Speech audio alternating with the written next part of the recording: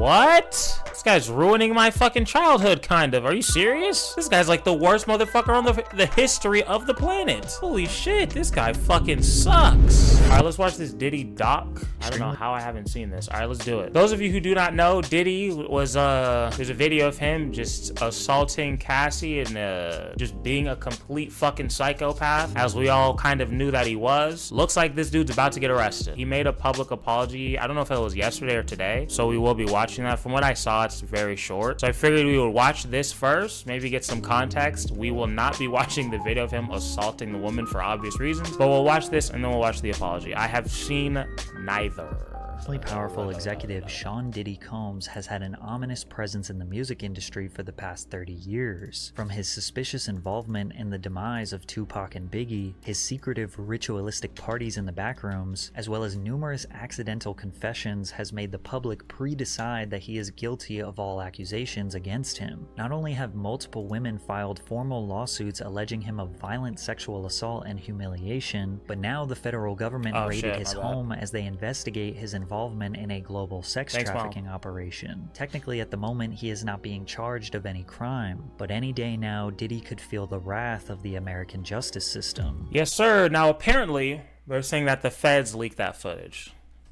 I don't know how true that is, but I mean, it seems very logical to me. I find that very interesting. I mean, it makes sense that like the feds leak shit now when it comes to when they're building a case. I think that's very interesting. It kind of happened with the Andrew Tate shit. It's happening with this.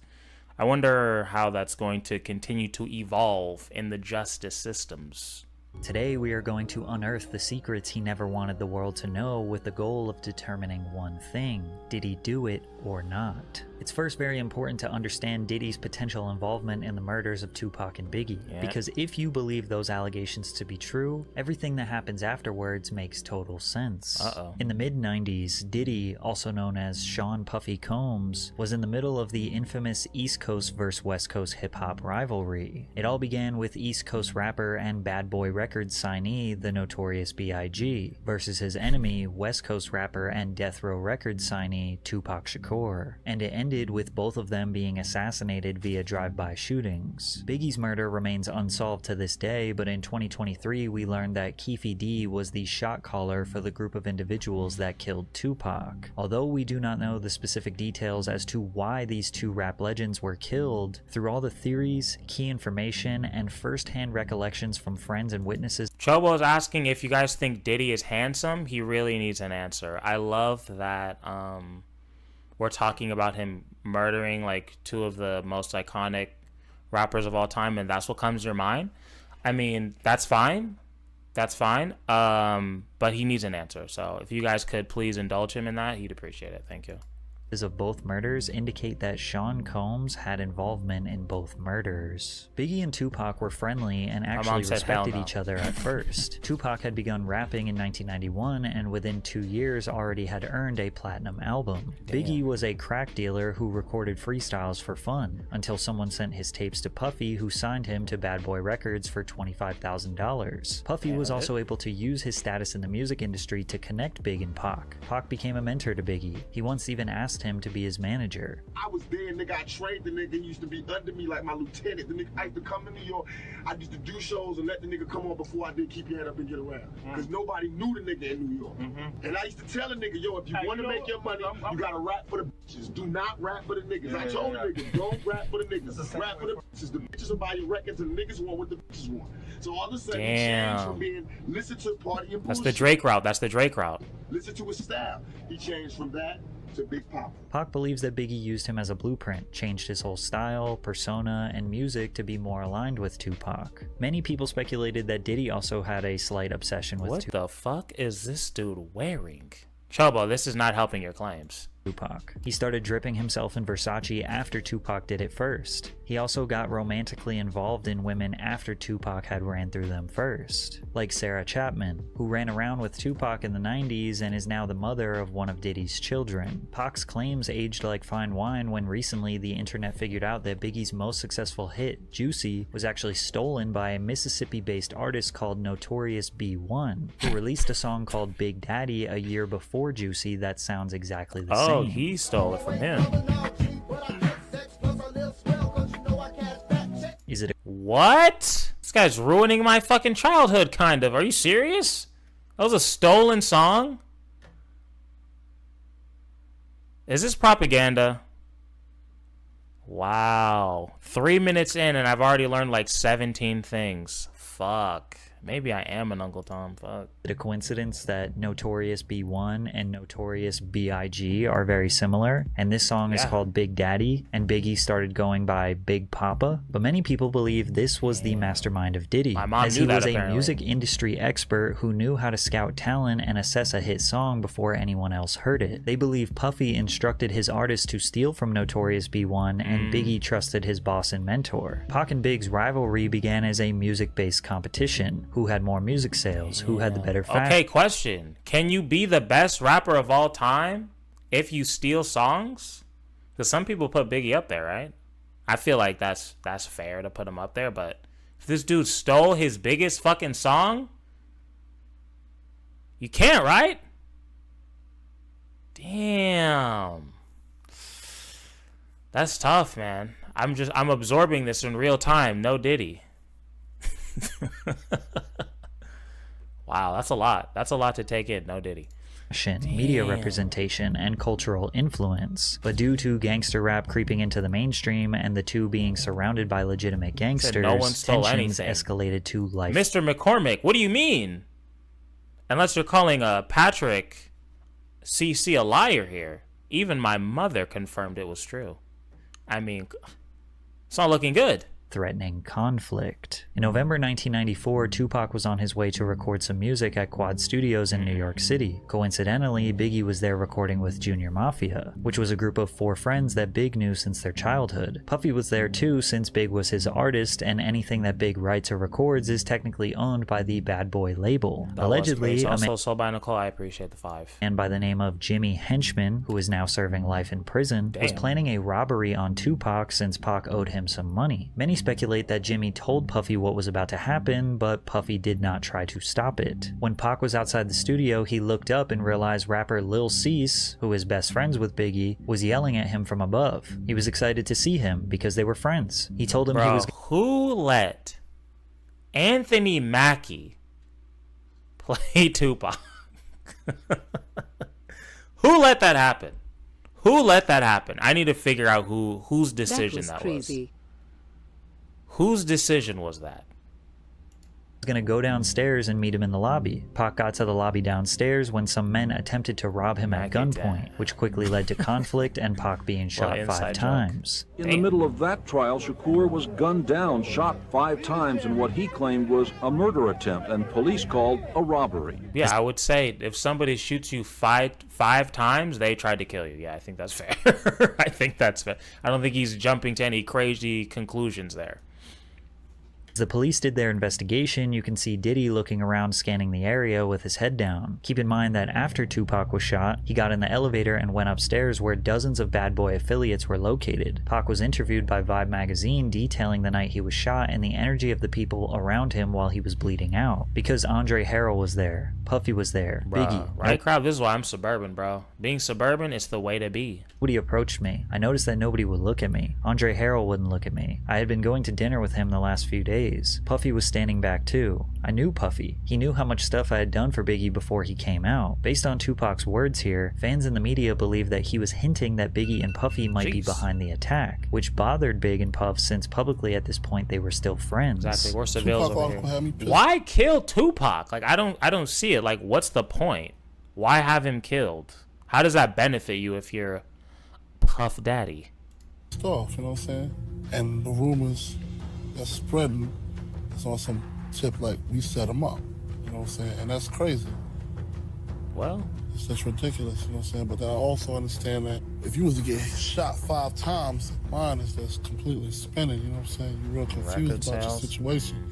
So it'll cause you to say things that you really don't mean. To make things worse, a few months later, Pac was found guilty of sexual assault and would end up serving 9 months in prison. This gave him tons of time to think and reevaluate his life. To add insult to injury, Biggie released his iconic cutthroat track called Who Shotcha, which felt like an obvious diss towards Tupac. But technically, it was recorded before Pac got shot, but it was marketed and released months after the incident. Wow. Regardless, the media developed the narrative that Big and Puffy set up the shooting and now released a diss record bragging about their hit. And Puff's full intentions were to stir up drama, as can be confirmed by the former president of Bad Boy Records. Biggie might not have thought that when he wrote the lyrics that it was going to be used for that, but the way it was marketed by the company and released in the succession of things that were going on that we were dealing with on all the levels that we were dealing, that record did what it was supposed to do.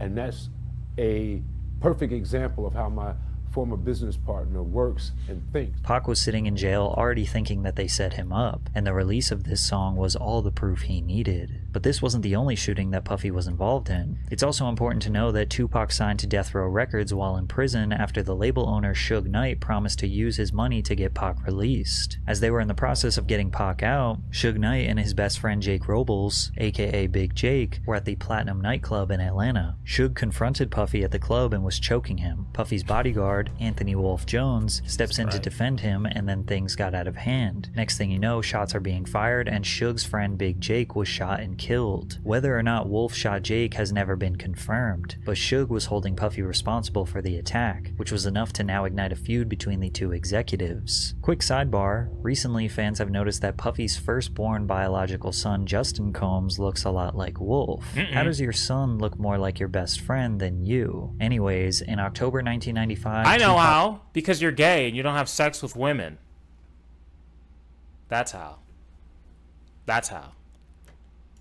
got out of prison and he wanted war. I have no fear. I have only ambition, and I want mine, and I will do anything to protect and feed my family. And these niggas represent a threat. Pac got out and immediately started taunting and scheming on Bad Boy Records as much as possible. In the days after his release from prison, he jumped into the studio to record his next album, All Eyes on Me, and he talked about the anticipated tracks. Two of America's Most Wanted with me and Snoop. That's gonna be a humdinger, right? Shorty Wanna Be a Thug. That's gonna be a big one. And Wonder Why They Call You Bitch with Faith. That's gonna be a big one. He mentions Faith, aka Faith Evans, who was married to Biggie for over a year at this point. Imagine your wife jumps in the studio with your biggest enemy 1 week after he gets out of jail. Pac was also seen with Faith Evans at Whitney Houston's album release party. The rumor is that Biggie cheated on Faith and that she was trying to get back at him by cheating with Pac. Pac also allegedly started messing around with Mary J. Blige, who was a close friend and business partner with Puffy. Then Death Row Records held a Christmas party in 1995 where a close friend of Puffy, Mark Anthony Bell, was mercilessly beaten and forced to drink urine after refusing to give Suge Puffy's mother's address. Tupac and Death Row did not let off. Bro, what? You beat the shit out of a man and make him drink piss? That's some sadistic shit right there.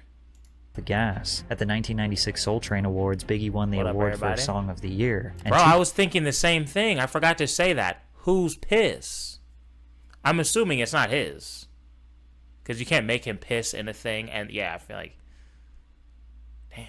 Tupac won Best Rap Album of the Year. After Big got his award, he took some pictures backstage and then exited the venue because he had to go to the airport to catch a flight. And that's when Pac and Suge pulled up in a Hummer, taunting them. While we was waiting for the car to pull up, Suge and Tupac pulled up in the Hummer, and you know, Tupac was really loud, yelling West Side, you know, cursing, yelling a bunch of stuff, and Suge came from the other side and was like trying to actually walk up to us, saying he just want to talk to Big, like want to talk. But of course, everybody got in front. You know, it's a little yelling and arguing for a minute, but police and everybody got in front, kind of stopped everything. Despite Biggie's gangster lyrics, he was really a chill dude who didn't want to beef with Pac. Remember, he looked up to him. He always thought they were friends, but so from what we can tell so far, I don't know. It's sad that I'm from LA and know so little about this lore. But I mean, I was like just born now, so I guess I'll give myself a slight pass. But still unacceptable. But it seems like Biggie hasn't really done anything. It feels like he's being guided. You know what I mean? Obviously, that's going to be Patrick's narrative. I'm assuming it seems very accurate. I don't fucking know. But yeah, it seems like he's just signed to the wrong guy, he being Biggie, right? Signed to the wrong fucking guy. This guy's just a hater-ass bitch. And he was just led astray. We are speculating What he video is seemed to be this? The Diddy Files by Patrick CC, internet legend. pawn in a much bigger operation. He knows you sent somebody to shoot him that first time. Is that true or false? Why? No, it's false. Why would I do that? Okay. Do you think he was just hyping a record, or you have no idea? I don't know what was the problem. See, this is the beauty of the internet. People can just hop on the stream and just talk it out. You know what I mean? Talk it out for the world to see, like me and FD, Black Excellence. I know that's his favorite term. Inside his head at the time. I don't really know what's the reason for him doing what he did. Tupac was a man on fire, a man who he believes was Lyric, wrongfully... me either. I didn't want to say that. But yeah, I didn't know he was cockeyed. That's interesting. I'm learning a lot. I've already learned like 8 things. of a crime he didn't commit, was constantly being slandered by the media, and now feels being disrespected by his biggest enemies, on top of being surrounded by real gangsters. He released a music video alongside Snoop Dogg called Two of America's Most Wanted, which featured a skit mocking Biggie and Puff. Pop, please don't kill me. It was Buck's idea. No, man, I'm just a rapper, man. Please don't take me out the game. Interesting that Tupac himself instructed the Biggie actor in the 90s to say it was Puff's idea, as if he knew the truth. Then Pac released one of the most abrasive and iconic diss tracks of all time, Hit 'Em Up. He starts off the song claiming he had sex with Biggie's wife and then directly calls Biggie, Puffy, and Junior Mafia all bitches, along with various other threats. The pressure was on Bad Boy. Pac was not going to stop, and Puffy couldn't take the heat. Biggie's bodyguard, Gene Deal, recalls when Puff reached his tipping point. He said, "I'm a businessman. I'm about making money, but something gotta change. I don't give a f if Pac gotta die, Big gotta die, or Suge Knight go to jail. Something's gotta change." Gene was taken back. He wondered if Puff realized that he just said he didn't care if his own artist died. At the same time, he still wanted to play gangster games. As we all know, these gangster games only lead to 2 outcomes: death or jail, and Tupac would meet his fate on September 13th, 1996. Pac and the Death Row Squad were attending the Bruce Seldon vs. Mike Tyson boxing match in Las Vegas. Hyped up from the testosterone and the energy of the fight, Pac wanted some action. A Death Row associate pointed out Orlando Anderson to Pac, who was a Southside Crip gang member, a rival to the Pyru blood set that was affiliated with Death Row Records. Pac went up to Orlando and punched him in the face. Then Death Row associates put a beating on the man. Later that night, Suge and Tupac were driving down East Flamingo Road to Club 662, when suddenly a white Cadillac pulled up beside them at a red light and opened fire on Tupac. He was hit 4 times, with the fatal shot piercing his lung. Just last year, Las Vegas police arrested a man called Dwayne Keefe D. Davis, who was a shot caller for the group of individuals that committed this crime, and he orchestrated the plan that was carried out. Ironically, Keefe D. has been confessing his involvement publicly on the internet for years. In 2008, he confessed that his nephew, Orlando Anderson, the man that Tupac punched earlier that night, was the one who actually pulled the trigger. Keefe D. has now identified his own nephew as the murderer of Tupac Shakur. Bolstering Keefe D's claim was an informant in 1997 who told investigators that Puffy had hired the Southside Crips to kill both Suge and Tupac, and that the Crip who was jumped at the MGM was in the group that had done the hit. This was exactly the same story that Keefe D told us a decade later. Keefe also stated that Puffy offered them $1 million to kill Suge and Tupac. We were on the building. Yeah, he said, "Come on downstairs and talk to you." Oh, he tells you, seriously, man, I need to get rid of these guys. And he's looking at you in the eyes and he's like scared. Yeah. You tell him we'll do it for $1 million, and he's like, okay, I'll do it for $1 million. This guy's about to be the most hated motherfucker. Well, I guess he is. It's confirmed that you killed Tupac. I don't know if he killed Biggie yet, but was down to kill Biggie. Fucked up their whole relationship. And you're a woman beater. And you're like drugging people at your fucking parties and fucking them. Dudes, apparently. And you're a sex trafficker. And you're in all these other fucking murders. You blew up Kid Cudi's car, apparently. This guy's like the worst motherfucker on the history of the planet. Holy shit, this guy fucking sucks. Now, what is deserved? When I am Sun God, what do we put him? Does he get the chair, or does he get life? I don't know. What do you guys think?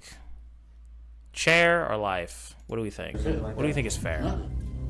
Who brought up the amount of $1 million? He did. Puffy did? Yeah. Okay. Was it Well, then why didn't he pay Why you? didn't he out shit? When Diddy was asked about this confession, this was his response. It was this documentary that claimed, which we know wasn't true. Yeah, check this out. We don't talk about things that are nonsense. We don't even entertain nonsense, my brother. So we're not even going to go there, with all due respect, but I appreciate you as a journalist asking. Thank you. As you can imagine, Death Row was likely seeking retaliation for the murder of Tupac. And there's a documentary that we all know it's not true. Come on, Charlemagne. What happened to all that fucking vigor you got? Everyone at sounding like a bitch. I mean, if there was a motherfucker who was blowing up cars, I'm not asking him the tough questions. I'm not gonna lie to you. It's not that serious. What's he gonna tell me the truth? No.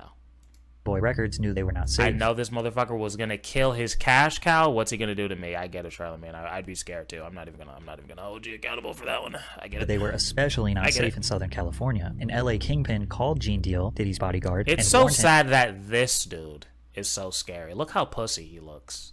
Look how pussy he looks. He looks like a fucking dork.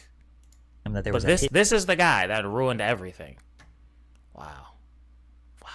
It placed on Biggie in LA. This somebody did 26 years in the federal jail as a kingpin, brother. He called me to save Biggs' them life.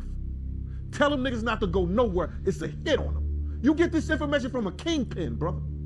Chaz Williams. Despite knowing all this information, in February of 1997, they headed out to Los Angeles to promote Biggie's new album, Life After Death. Puffy also wanted to record some of his album, No Way Out. So he knew. Lil Cease, Biggie's best friend, claims that Big wanted to be in LA. If he say go, we going.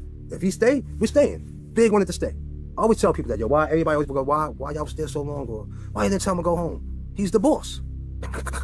We're here because of him. And if he feel like it's no threat and he wants to be here, it's our job to stand down with him. So you can't have a bunch of fucking yes men around you. He was not taunting the West Coast. He genuinely loved being in LA. He received a lot of love from fans, promoters, radio DJs, despite being surrounded by his enemies. Instead of claiming to be the victor of his beef with Tupac, Biggie wanted to use his life to inspire change and squash the East Coast versus West. More like Littlefinger. I feel like even Littlefinger though had some like redeeming qualities. This dude just seems fucking pure evil. Coast beef. The truth is, over the years, Puffy and Biggie had made so many enemies that they didn't really know who was after them, but they overstayed their welcome in the City of Angels, and Big's demise came on March 9th, 1997. After presenting an award at the 1997 Soul Train Awards, the Bad Boy crew attended the after-party hosted by Vibe magazine at the Peterson Automotive Museum. Biggie left the party riding in the front passenger seat of a Chevrolet Suburban SUV with Puffy and other entourage members driving directly in front of them. As they stopped at the first red light, a dark-colored Chevrolet Impala pulled up alongside Biggie's SUV. An unknown assailant inside the Impala rolled down the window and fired multiple shots at Biggie's vehicle. Biggie was hit numerous times by gunfire, sustaining 4 gunshot wounds. One of the bullets struck him in the chest, causing severe internal injuries. He was immediately rushed to the Cedars-Sinai Medical Center, but pronounced dead at the hospital that night. So what happened? Also, random question. Is the stream quality better? We're playing around with some shit. I've noticed the quality has been lacking. I'm trying to increase that bitch. So I increased the whatever it's called. I forgot the name. Well, Puffy's business partner said that they had used up all their budget on security. I didn't ask if it's fine, Justin. I asked if it's better. Don't make me find you, alright? So they couldn't hire extra security for this evening. Keefy D was also at this party and offered protection. Puff told him to stand down. Puff decided to ride in the separate car located in front of Biggie's. Then he gave his security guard, Gene Deal, very strange instructions rather than maximizing Big's protection. I tried to ride on the side of the car. Puff said, yo, Gene, what you doing? I said, I'm riding on the side of the car. Okay. I have my gun out. So he says to me, Gene, if you don't get in this car, you ain't gonna never work for Bad Boy ever again. I said, man, how the f you gonna try to tell me how to do my job? He said, Gene, we don't need that look. We don't need that look. Get in the car. As I go to get in the car, this motherfucker reached down and let his seat all the way back. So now I gotta put my legs sideways. I'm like, yo, what the fuck is you doing? He said, you ready? He said, you ready? I said, Kenny, run the next 3 lights. Kenny said, for what? I said, motherfucker, run the next 3 lights, Kenny, or I'm gonna drive. Kenny just took off. The first car ran the red lights, but the car behind them did not follow. They decided to stop at the red light. Lil Cease had his head hanging out the window trying to holler at some girls. Then out of nowhere, the shooting took place. Wait, what? According to an FBI agent, Phil. You're fucking lying. I must have heard that wrong. So wait, I can't, this can't be real. So they think motherfuckers are following them to kill them. Enough for them to run a red light. But this dude wants to holler at some fucking bitches? Then that can't be real. I must have misunderstood that, right? Like, there's no way. I think I'm about to die, but I'm like, but, hey, let me stop. You know what I mean? Like, that's Carson, wrong, right? To holler at the car behind them did not follow. They decided to stop at the red light. Lil Cease had his head hanging out the window trying to holler at some girls. Then out of nowhere, the shooting took place. According to an FBI agent, Phil Carson, who worked on the case for several years. I mean, I guess that's not why they stopped, but still crazy. Like, how the fuck are you thinking about women when you think somebody's following you to fucking kill you? Hired Amir Muhammad to carry out the execution. However, the agent says that the original target was not Biggie. They were targeting Sean Puffy Combs. Gene also believes this story is the truth. I believe it was meant for Puff. The people that tried to kill Puff that night, for whatever reason, Because we had some beef with some Muslim cats in Soul Train too. For whatever reason, the people that's trying to kill Puff, Big became a casualty of Puff shit. When they rushed Big to the hospital, Lil Cease, who literally looked the shooter right in his face, gave a description to Gene. This is what he said. Lil Cease at the hospital, he said a Muslim shot Big. And I said to Paul, with the blue suit, white shirt, blue bow tie, he said, Gene, how you know? I said, that motherfucker walked up to Puff car first. Lil Cease's description of the man matches up to what the FBI uncovered. All in all, to say that Puffy set up the murders of Pac and Biggie is not exactly accurate, but the origins of the beef and the escalation of the beef can most definitely be traced back to Puffy. Also, he definitely knew that danger was looming for Pac and Biggie and did not even come close to trying to prevent both of their deaths, because at the end of the day, Puff was the one who benefited most. This guy looks like a fucking nerd. Bro, this is why I hate guns, because it gives pussies power. I hate that. I hate that you could just be a bitch your whole life and then just kill somebody just because of guns. I know that's a brave take, but that shit, I think about that like once a week. From them dying. Really Think about it from the perspective of Puffy the businessman. Tupac dies, that makes Biggie the winner. Biggie looks like the ultimate gangster who warned his enemy with a diss track and then got him killed. That helps feed into the persona and sell more records. Yeah. Plus, with Tupac dead, there is no more competition. Biggie's inspiration, his idol, the dude who he copied everything from, can no longer defend himself from the grave. Now, we know that Puff didn't exactly want Big to die, but he wasn't doing everything in his power to protect him. Additionally, Puff saw how really big cigar. It's so big it feels gay. You know what I mean? I feel like this is borderline gay.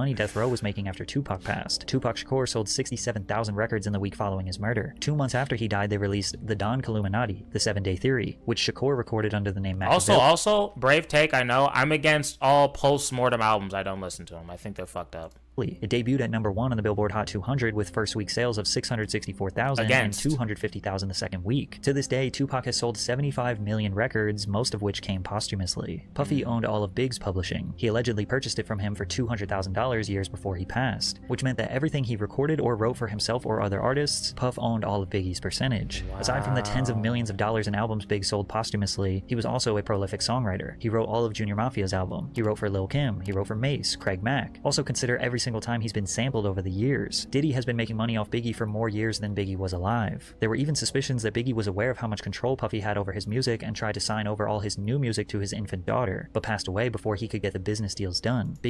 Oh shit. His mother, Valletta Wallace, has repeatedly expressed her distrust of Diddy. The truth is, Christopher accepted the illusion of a friend and mentor for about $25,000. Yeah. That's the amount Puffy lured my son with. That was a lot of money for Christopher back then as a 19-year-old. She continued by saying that she was glad her son does not have to witness that the very people that he thought he could ride and die with wouldn't think twice about using his mother. She added, "I'm glad that he is not here to see how they have used his image and his name." Diddy was filthy rich, extremely powerful, and motherfucker is pure evil. Evidently unpredictable. Imagine how easy it was to leverage his power in the music industry and his Oh, damn, those eyes are fucked up. I see why he was wearing glasses all the time. I get it. Personal life. If you said no to him, in theory, he could blackball you, extort you, or maybe something more permanent. So consider that when we begin analyzing his history of suspicious behavior. I got my MTV out. Savage! I'm a savage! Oh! I'm a savage! Whatever I want, I'm going to get! Whatever I want, I have to get! Let's start with Bro, how have I never seen that clip before? Wow. Now, when I was growing up, I always heard that Diddy was like a fucking prick, but that was about it. This is a lot. The mysterious Puffy's Flavor Camp, where Diddy would mentor teenage musicians, like Usher, and give them a taste of the music industry. R&B sensation Usher was nothing short of a child prodigy. By age 13, he had already been discovered in Atlanta by L.A. Reid, and they sent him to New York City to record his debut album with Diddy. In 1994, Usher was... Oh, God. Why? They had to have known, bro. You had to have known something was up. Why the fuck you sent a little Usher to go hang out with Diddy? Of all people, literally, he'd be better off being fucking homeless. Just 14 years old, and he moved into Diddy's house to be a part of his Flavor Camp. Oh, that's not what they called it. They did not call it a Flavor Camp. That's not real. Flavor Camp? Hey mom, I'm going to Diddy's Flavor Camp. You're getting fucked. If you go to anybody's Flavor Camp, you're getting fucked.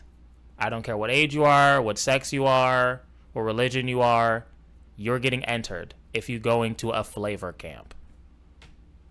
That's wild. I mean, but hey, it was curious. I got a chance to see some things. Yeah, but you were 13. Sure you I did, went buddy. there to see the lifestyle, right? And I saw it, and it was, but I don't know if I could indulge and understand what I was even looking at. It was pretty wild. So nobody tried to, some woman didn't come along. I didn't say that. Okay. I woman, okay. What I did say is that there were very curious things taking place, and I didn't necessarily understand it. Usher has been very reluctant to discuss what happened when he lived with Diddy. In a 2004 those are article called repressed memories, my friend. With Rolling Stone, he said, "Puff introduced me to a totally different set of sex, specifically. Sex is so hot in the industry, man. While he was in New York, he lived at Puffy's house in Scarsdale. There was always girls around. You'd open a door and see somebody doing it, or several people in a room having an orgy. You never knew what was going to happen. Some people look at this as nothing short of grooming a young boy. One time, Diddy himself detailed what living with Usher was like. Back in the days when he was like 10 and I was a little bit older, his older brother, we used to fight over the Frosted Flakes. You know what I'm saying? Before pause was invented.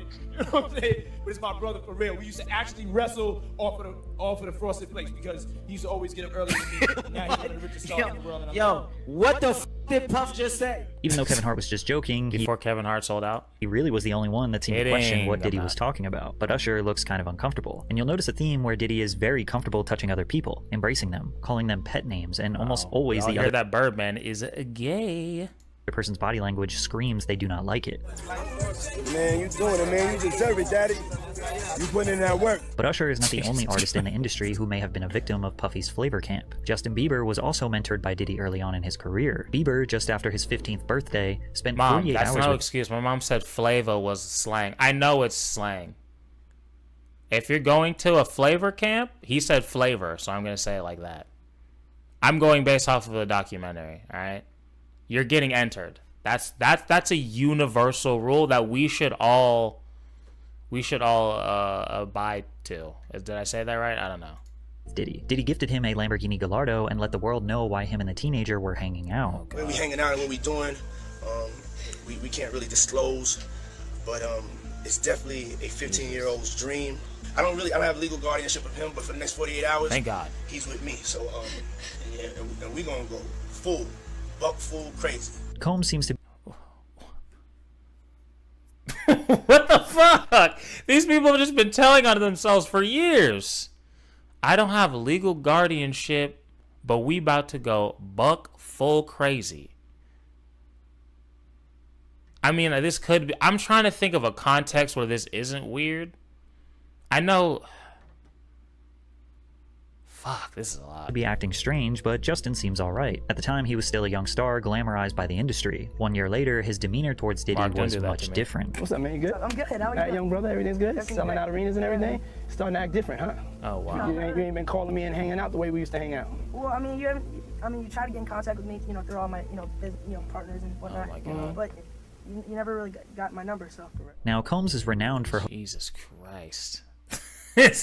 This guy's just aggressive Drake. Hosting lavish and star-studded parties that have become legendary in the entertainment industry. Diddy parties are famous for attracting A-list celebrities. The freak-offs. Across all industries. I had the craziest mix, Combs told Oprah. Some of my boys from Harlem, Leonardo DiCaprio after he just finished Titanic. I had socialites there and relatives from down south. Diddy parties are typically hosted at luxury venues or his own private residences. Jussoir! Is that Jussoir or am I racist? The media were quick to anoint him the modern-day Gatsby, a title he embraced with open arms. Have I read The Great Gatsby? He said to a reporter in 2001. I am The Great Gatsby. However, many I don't know who you are, man. One of Diddy's first parties Why are ever you banned from the Discord? There's probably a good reason. In the deaths of 9 attendees. In 1991, 22-year-old Sean Combs was the promoter of the Heavy D's and Puff Daddy celebrity charity basketball game at City College's Nat Holman Gymnasium, the infamous Puffy Party where a stampede occurred taking the lives of 9 people. Some of the hottest rappers in the game were set to attend. Boyz II Men, Phife Dawg, Big Daddy Kane, Jodeci, even LL Cool J and Mike Tyson showed up. The crazy part is that fans could see all of their favorite stars for just $12. The first problem occurred with the tickets. Keep in mind, this is in 91, so people had to go to physical locations like the Apollo Theater box office to buy tickets. Tickets were also sold at local shops like Boss Emporium, and even free tickets were given out on the radio by Funkmaster Flex. The facility could only hold 2,730 people, but they had no idea how many tickets they sold, as no proper system was set in place to keep track. Despite this, Gene Deal recalls Puffy requesting to cut security presence in half. This particular day, Puff calls me the day before we supposed to do the party and say, yo, Gene, I don't need y'all to do the security outside. I got the FOIs to do it. So I said, man, I just told 18 guys. FOIs? Does anybody know? I don't know what that is. Guys, he said, I just free. I got it. I give up. I just need 8. I just need 8. To clarify, the FOIs are Fruit of Islam members. That was One my witness next guess. To the event said, "You cannot have an event like this in Harlem without those Muslims," said Oscar Davis, 32. Matt, shout out to you for actually knowing that. Okay, some people did know. Forget the police. They can't do nothing. The people in Harlem respect the Muslims. It was blatantly obvious that more people were outside than could actually fit in the gym. Despite the overcrowding, tickets were still being sold at the door, said Mario Salvaggi, a city police patrol chief. Fans entered through 2 side exits and funneled down the stairs, through the doors into the gymnasium. But once LL Cool J and Mike Tyson showed up, all hell broke loose. Mobs of people started swarming from outside to rush inside, pushing people forward towards the glass doors. The glass doors eventually were shut and needed to be pulled towards the crowd to be opened. Guards tried to instruct people to fall back, but they wouldn't listen. The pressure became so great that the glass doors shattered and people fell through them. Outsiders began stampeding and stomping over bodies to get inside the facility. I just gotta say, shout out to Patrick. He's got the whole fucking, he's got diagrams and shit. It's a great documentary. I'm learning a lot. Very insightful. As they needed to. I'm still recovering, knowing that Biggie's biggest song was stolen. This is a lot for me to take in. No Diddy, but wow. Go down the stairs. Great documentary, Patrick, I must say. The gym. The doors at the bottom of the stairs also needed to be pulled open towards the crowd, not pushed into the gym. So hundreds of people were squeezed up against these doors in this tiny stairwell with no way to escape. Also notice that these doors don't have any windows. So inside of the gym, people were having a great time. From the outside, you can hear them partying, playing music, and rappers shouting over the microphone. They didn't even know that just on the other side of those doors were people fighting for their lives. Eventually, they got the doors open. As much as 6 people were stacked on top of each other and began spilling onto the gym floor, finally relieving the pressure. People began trying to perform CPR on the ground. Someone announced over the microphone that 3 people died right there. This caused chaos, and the people inside the gym began trying to leave, stampeding back through the exact same stairwell where people were trapped in the first place. Police identified 5 men and 3 women dead at the scene, and 29 people were injured. A 9th victim died in the hospital days later. All of them died from asphyxiation. Guys, 8 families of the deceased settled wrongful death lawsuits against Mr. Combs in early 1998. Mr. Combs ended up paying around $600,000 of a total $3 million or so. Now, clearly, this wasn't all Diddy's fault.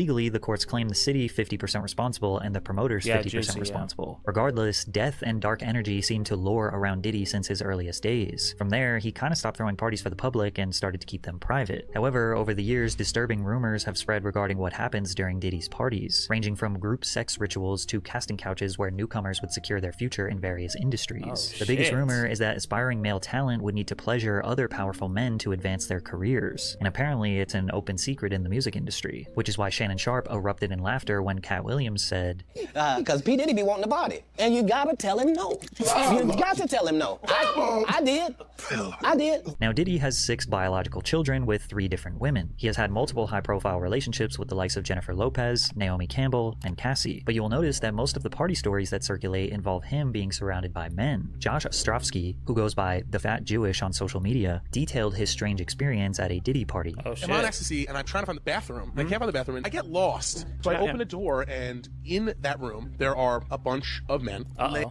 Laying about and, you know, kind of like very, like, kind of leaning on each other. Like if you were spooning but facing each other and like leaning up on your elbow and talking. Like it would almost be the prelude to an orgy. Yes. Oh, absolutely. Okay. Oh my God. Oh Okay. my God. It was so prelude to an orgy. And who is It was so prelude to an orgy. That's a hilarious sentence. lounging in my direct eye line? Puff Daddy and Felix the House Cat, famed house music producer. Yeah, no, I know who are that is. basically spooning each other. And they're drinking a glass of Hennessy. And they're like sharing. They're like passing it back and forth. And everyone's talking. And everyone's just like talking. Yeah. And then as soon as I see them, I'm like, all men though. There's not all one men, woman in this all room. men. And they're all 100% on ecstasy. Shortly after Josh and Diddy locked eyes, he was kicked out. Josh, who is a gay man, immediately felt like he was in a room full of other gay men. But there was no real accusation nor damning evidence here. It could have just been a group of guys chilling. So let's take a listen to could it? rapper Exhibit recounting his experience partying with Diddy. If a gay dude's like, yeah, they were about to do some gay shit, I'ma believe him. I feel like he would know. We got invited to a Puffy party, the New Year's Eve party. He invited us to the house because he wanted to go to the club after. Puffy calls me outside. He's like, "Hey man, that girl you know about?" He's like, that's the devil, man. You know what I'm saying? I was like, "What you mean that's the devil?" So we get into the truck. He said, "Let's go to this club." You know, we sitting there behind to the music, and then he said, she pointed over the corner. It's 2 dudes kissing. You know what I'm saying? I'm like, "The f is this?" And then she pointed another direction. It's another dude over there, like butt ass naked dancing. You know what I'm saying? We take off, man. Based on X's story, it seems like Diddy brought him to a gay club. Or maybe coincidentally, Exhibit just looked at the only 2 gay couples in a regular club. 50 Cent also recalls one of the first times he met Diddy. Oh shit, is he? Okay, wow. Shout out to Destiny. All right, I'm gonna fucking do my blah blah blah. Let me fix this. I learned from What's his face? Let me see if I remember.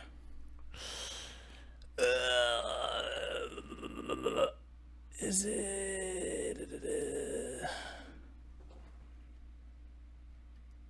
Oh, I did. I remember.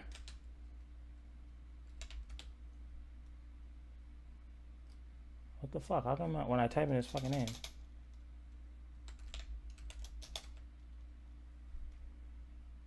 What the fuck?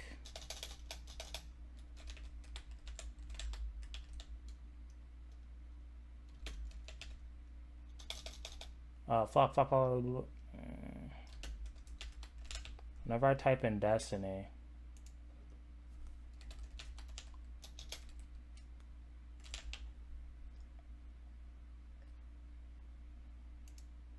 God damn it.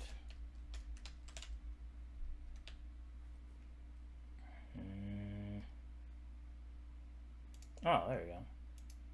I think that worked. You guys let me know. Also, shout out Destiny. Big fan.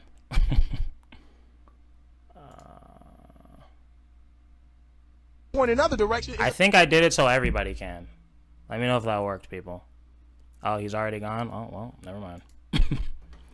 Let's get back to it. Another dude over there, like, butt ass naked. Might as well been. You know what I'm saying? We take off, man. Based on X's story, it seems. Hopefully he sees that. I appreciate it, though. Seems like Diddy brought him to a gay club. Or maybe, coincidentally, Exhibit just looked at the only 2 gay couples in a regular club. 50 Cent also recalls one of the first times he met Diddy. We gotta kick it. This is possible. Okay. You're telling me we gotta kick it and shit. And he was like, yo, why don't we like go shopping or some shit? I mean, like, I pay for it. I was like, fuck this nigga just saying. It's a fruit pie. It's a fruit pie. Trust me. Now, there's no doubt that homophobia has been prevalent in hip-hop forever. However, some fair people are just simply not gay, and Diddy's actions make them feel uncomfortable. Like rappers Fabulous and Jadakiss, who were pressed by Diddy on a podcast. Who's seen this? Curious. Who has seen this clip? I feel like this is pretty infamous. Really awkward really quickly. He began by repeatedly calling the host Nori Daddy. I got it. Mr. Lee. Yeah, I love this drink. Where you put my bag? I like when you like this, Daddy. Yeah, where you put my bag? Daddy, I like when you scrambling and scraping. Say what? I'm sorry, what? I'm sorry, what? No. I like that. You know, I've been practicing. Then he proceeded to ask Fabulous why he didn't want to party with him. See where I look back on where I became. Did you miss me though? For real, because we. Jesus, this dude's not only super gay, which is a beautiful thing, but just be that though. But he's very aggressive and he's very like clingy. He's very clingy. Like, Justin, why don't you call me anymore? It's like, because I'm a child. Because I'm a child. That's why. How come you don't want to party with me? It's like, bro, you don't have enough celebrity gay sex. You have to fuck everybody. Like, bro, you don't have people you can call. Like, why you gotta fuck my asshole? Like, you know what I mean? Like, damn, leave me alone. I'm saying it seems like a thing. I miss with this partying birthday with party, Puff, man. Man, but I'm talking about for your birthday. Huh? Why won't you party with me for your birthday, man? We partied for my birthday before. You came to my party. Jeez, so needy. He's like a nice guy. He gives off nice guy energy. But, you know, not though. Well, me and you ain't never really party, you know what I'm saying? Jadakiss kept his head looking straight down for almost the entire interview, and you could tell Can't say I blame him. Fabulous was very uneasy about Diddy's presence. When Diddy was confronted about it, this was his response. Oh, you're scrambling and scraping for shit. That was you. Scrambling. What? You said, I like when you do it like that, Daddy. When you're scrambling and scraping for shit. Hey, man. What do you say to I mean, you don't go back and look at that stuff and laugh? I mean, oh, look at that. Look back at that stuff and laugh. Interesting. Great journalism. I mean, it could be funny. I don't really be on it like that. It seems like he genuinely has no idea why people thought what he said was weird. He says things, he doesn't even know what he's saying is like fruity. You know what I'm saying? Like, he says something fabulous and he goes, yo, but me and you, we ain't party. Like, we need to party. What are you talking about? What is he talking about? When people say that to me, I get a little uncomfortable. But even with all the jokes, rumors, and secrets, nobody ever formally spoke out against Diddy. Just be gay. How many lives could we have saved if he was just to be gay? Just be gay. Just be gay. Do you know how much better people would be if they would just be gay? Just be gay, man. And accused him of assault or abuse until 2019. Easy for me to say, but from the outside looking in, When his ex-girlfriend Gina Huynh spoke publicly about what it's like to be in a relationship with him, keep in mind that Gina was a side girlfriend for Diddy. The public didn't know about her because his public relationship was with Cassie Ventura, who he had been on and off dating for a decade. He had caught me texting another man. We were in his closet and he like pushed me and I fell to the ground. He like stood over me. He avoided my face, but he like started punching me like on the side of my head and I was just like covering my face. He like stomped on my stomach, like took the wind out of my breath. I couldn't breathe, pleading to him like, can you stop? And he like stopped for a little bit. He like grabbed my hair from the back and like was like punching the back of my head. Bro, when did this interview come out? I never heard about this shit. This is wild. The fuck? And everyone was just like, I'm gonna keep going to the parties. Oh well. Sorry, bitch. Like, where was her story? Damn. She also claims that she was pregnant with his child in 2014. What? You mind telling me what happened with that pregnancy?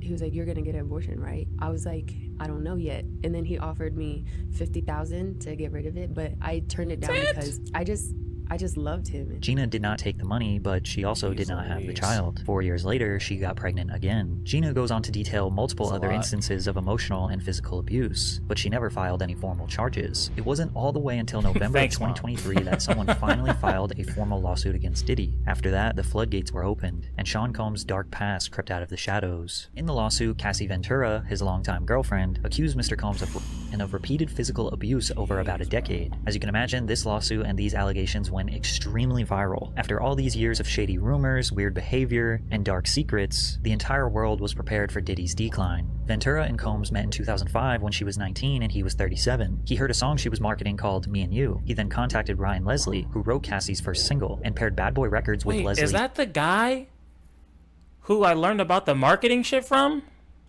Next Selection imprint. He's for the in this release too? of Cassie's debut album. Hopefully not for real though. In August 2006, Cassie released her self-titled album. Mom, is that the guy with the phone number? Boy Records. My mom knows. The pair formed a close relationship through working together for several months as Cassie became the face of Diddy's fashion label, Sean John. In 2007, Diddy separated from his longtime partner, Kim Porter, and started dating Cassie. Cassie alleged that Combs controlled nearly every aspect of her life, from her career to having access to her personal medical records. She claims he was frequently violent, physically abusing her multiple times a year, and that he often plied her with copious amounts of drugs. Well, the evidence is there, people. We've literally seen it. Which made videos like this one seem awfully suspicious, where Cassie seems to be hiding from Diddy. What you gotta say now? What you gotta say now? Jesus. You ain't got shit to say. You put your girl on the snap. Baby. He posted this? Yo, babe. I mean, shit getting weird. Come on, baby. It's hot outside. You fucking wrapped up in that blanket. Let's go jog on the beach. The court papers assert that others who worked with Mr. Combs helped him control Miss Ventura, like suppressing her music if she did not obey his orders, or by helping to conceal his behavior. But it wasn't just mentally controlling. He also often got physically violent with her. In one incident in Los Angeles in 2009, the suit says that Mr. Combs became enraged when he saw Miss Ventura talking to another talent agent, then pushed her into a car and kicked her repeatedly in the face. God damn! What the fuck? God, you push her in a car and you kick her repeatedly in the face. God damn, this is some sick fucking shit. Her bleed. The suit also details Diddy's request for Cassie to engage in his newest sexual fantasy called voyeurism. Combs we see why she got paid so fast. Ventura to have sex with male sex workers in different cities, encounters she claimed he watched, pleasured himself to, and recorded. This is the allegation that likely opened up a federal investigation into him sex trafficking people. Jesus. According to the suit, Mr. Combs called these encounters freak-offs, which involved costumes, like masquerade masks and lingerie. The lawsuit continues to detail some of the most horrific, embarrassing, and torturous behavior Diddy allegedly committed. Combs' lawyer, Benjamin Brafman, responded to the lawsuit on behalf of him. Mr. Combs vehemently denies these offensive and outrageous allegations. For the past 6 months, Mr. Combs has been subjected to Miss Ventura's persistent demand of $30 million, under the threat of writing a damaging book about their relationship. Despite them denying everything, you're such a sick fuck, bro. Like, you know what this motherfucker's doing, you know. And you're trying to make her look crazy. Like, fuck you. Fuck you. The lawsuit was settled just 24 hours after it was made public. We don't know how much, but due to the severity of the charges, the public assumed that Diddy coughed up tens of millions of dollars to keep her quiet. And while Combs likely believed that he escaped Cassie's lawsuit unscathed, a woman named Liza Gardner filed a lawsuit on November 23rd. Gardner claimed that she and a friend met Combs and singer-songwriter Aaron Hall at an MCA Records event in either 1990. I don't know. I feel like we're all pretty much on the same page today, buddy. You're gonna have to take a... I don't know if you want to side with Diddy. This is gonna be a tough one. There's not a whole lot of gray here. It's pretty black and white. But 1992, they returned to Hall's apartment for an after party where she was offered more drinks and was coerced into having sex with Combs, who assaulted both her and her friend. In another complaint filed the same day, Joy Dickerson Neal alleged that in 1991, she reluctantly went on a date with Combs, who intentionally drugged and sexually assaulted her after their dinner. Diddy denied the allegations through a spokesperson who claimed that the women's claims were fabricated and accused them of exploiting the Adult Survivors Act. The New York's Adult Survivors Act temporarily eliminated the civil statute of limitations for survivors of sexual assault, which gave them the right to file a lawsuit against the perpetrator regardless of how long ago it occurred. Then another woman came out. Jane Doe alleged that Combs, his longtime lieutenant Harve Pierre, and a third unidentified assailant gang-raped her when she was 17 at Combs' Manhattan recording studio in 2003. Oh, I heard about this one. Pierre, who previously served as president of Combs Bad Boy Entertainment, had also been sued by a former assistant, who alleges he used his position of authority as plaintiff's boss to groom, exploit, and sexually assault her several times between 2016 and 2017. The lawsuit further claimed that men trafficked Doe across state lines from Detroit to New York City on a private jet, supplied the teenager with drugs and alcohol until she couldn't consent, and then violently assaulted her. The complaint also included several photos that Doe alleges were taken at the studio that night, including one where she is sitting on Combs' lap. Enough is enough, Diddy said on Instagram. For the last couple of weeks, I've sat silently and watched people try to assassinate my character, destroy my reputation and my legacy. This is insane. Did not do any of the awful things being alleged. I will fight for my name, my family, and for the truth. But what? Yeah, you're fighting for the fucking truth already. It wasn't just women accusing him. In February of 2024, like, you know, there's videos out there of you doing all this crazy shit, and you just like lie. You don't give a fuck. Like, this is this being a psychopath, sociopath? I don't know the difference. Like, what is this? Clearly, you're not a normal person who has, like, empathy and all that shit. Like, what would you label somebody like that?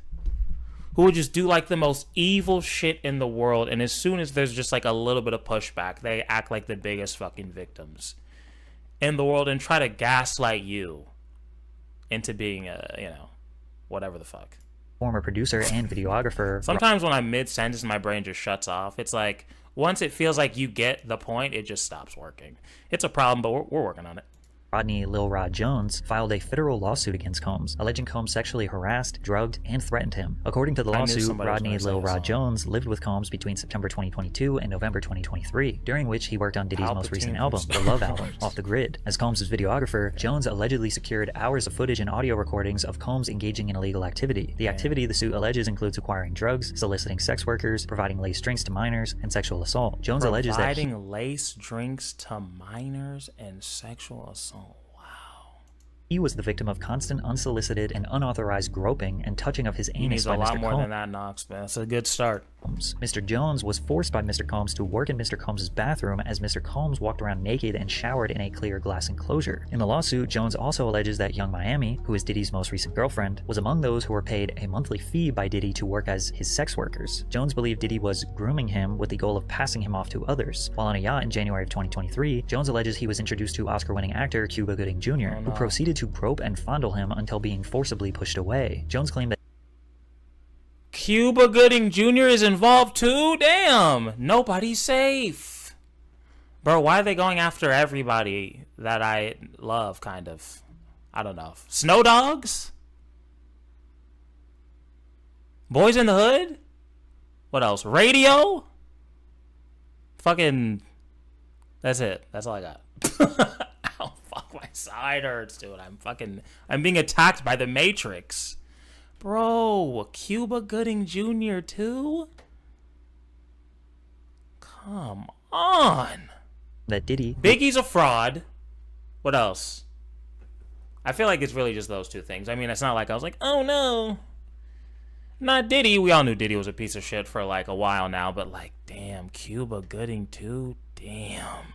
Had dominion and control over Gooding Jr. failed to step in. Also in Jones's lawsuit, an unnamed rapper is mentioned as having been on Diddy's yacht, where they were allegedly seen consorting with underage girls and sex workers. This rapper is described as a Philadelphia rapper who dated Nicki Minaj. Rapper Meek Mill is from Philadelphia and dated Nicki Minaj from 2014 to 2016. That same unnamed rapper, also an unnamed artist. You guys remind me of this. There's a video of two gay dudes looking at Meek Mill, and they're like, oh yeah, that guy's gay. They don't know anything about him, but they just call him gay from just the way he looks. Remind me to pull that up, because that shit was funny as fuck.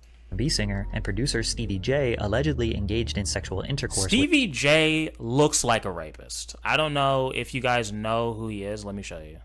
He just looks, he has what I call raper face. Let me show you. I know we're pivoting or whatever, but let me just show you what he looks like.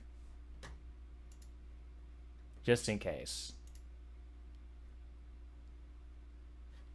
Like, there's no way. Let's move this. That dude's a rapist. I'm sorry. 9 times out of 10, that guy rapes. I'm just from his face alone. He looks like a rapist. I'm sorry. Look at this. Look at that. You think that dude, if you're in a room alone with this dude at Diddy's house, you think he's not entering? He's entering. He is always entering. Every time he has a chance to enter, he's entering. I'm sorry. With that Diddy. I 100% believe. As soon as you said Stevie J, it's all true. That dude has always looked creepy to me. And my mother's texting me. Has people looking at that clip of Meek Mill in the pool with Diddy calling him daddy. My mom more said you can't suspiciously. defame people. Also, 50 Cent made some I'm assuming. I don't know, but he looks like a rapist. He does. He has a raper face. It's just true.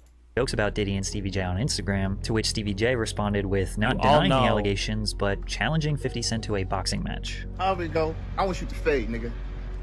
Fuck all that. Since it's entertainment, let me beat the shit out of you on TV or something. Don't duck that. I'm calling you out. What you want to do, Curtis? But the most shocking... It looks like I don't have much to worry about, Mother. My mom said stop. I'm going to keep going. I mean, I'm sorry. Look at him. allegation made in the lawsuit... He just looks creepy. He always has to me.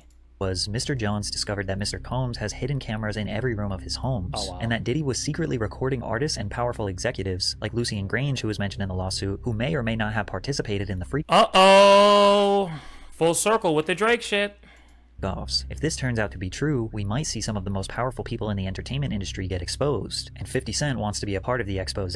He said on Instagram, shaking my head, "This is gonna be so good. What you wanna bet I'm gonna get these tapes? I'll pay top dollar for them. You been over there? I don't go to Puffy's parties." However, it seems as though Sean Combs' reign of terror may be over. On March 25th, 2024, Homeland Security agents and other law enforcement officers raided Diddy's homes in Los Angeles and Miami due to a possible ongoing sex trafficking investigation. Homeland Security expert Hal Kempfer added some insight that the evidence they're looking for includes laptops, flash drives, and anything that would connect Combs with the allegations. As of right now, we don't know what they found, and technically the feds never formally announced what they were looking for or why they were there. But it's safe to assume, based on the allegations, conveniently, Diddy was not even in the United States during the time of the raid. According to TMZ, Combs' private jet was spotted on the ground in Antigua, in the Caribbean, shortly after news of the raids broke. Many people believe he is fleeing the country, and today it seems like Diddy is spiraling. He just posted on social media trying to see who in the industry is on his side. Hey, yo, right now, though, for real, yo, I need to know who with me, you know? Like, just straight up, like I don't have the time. If you with me, let it be known. If you don't with me, be quiet. And just in case you wanted some more twisted allegations and insane conspiracy theories, take a look at the founders of Uptown Records, the people who gave Diddy his very first job in the music industry. Andre Harrell, dead at age 59. Heavy D, dead at age 44. Kim Porter, dead at age 47. And Al B. Sure, who was just in a coma for 2 months and almost lost his life. Al B. Sure is also the father of Diddy's oldest adopted son. Al B. had a child with Kim Porter before she left him, married Diddy, and had children with him. Al B. has recently been trying to reach out to his oldest son, hoping that he will leave Diddy and come back home, and when he got out of his coma, he strongly insinuated that Diddy was the reason behind it. We are going to be producing the Al B. Shore life story. So hold on to your britches, and you'll really understand how I ended up in a coma. You're really going to need to call Homeland Security. Now, why would Diddy want the people who got him into the music industry in the first place to all be dead? I don't know.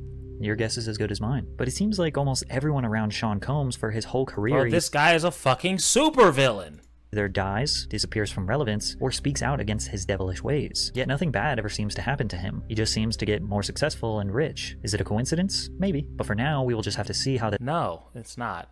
Well, again, Mom, I don't know, but probably not. This all plays out. Based on everything you have learned in this video, you probably think he is guilty. But as of right now, he is innocent until proven Diddy. Until proven Diddy. I like how you did that, Patrick. Let's give some applause to Patrick. Great video.